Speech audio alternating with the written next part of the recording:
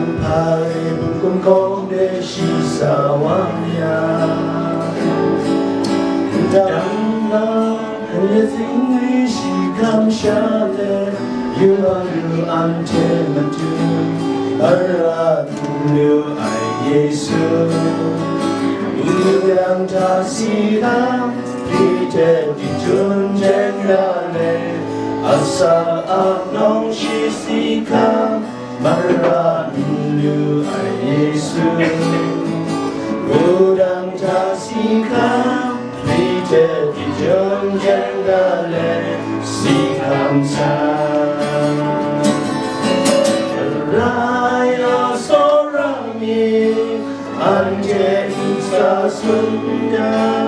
nampan zon anje kawal hiblai blai kadran teni no agenjan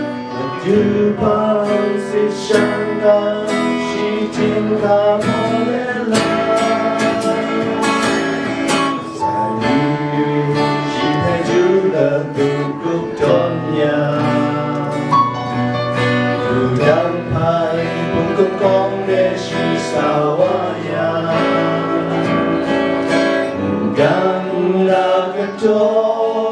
gaya zimri shi kam shale ilalu ante maju baratu ai Yesu udang tasikam fite dijun jendale asa abnong shisika maranu ai Yesu udang tasikam fite dijun jendale sikam sa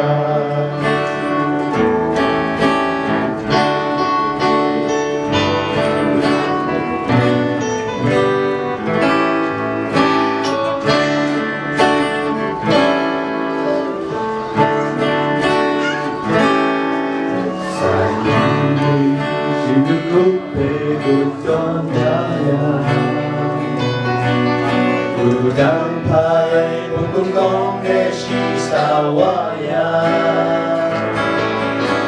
dan la kato kaya zingri shi kam shale yualu ante matu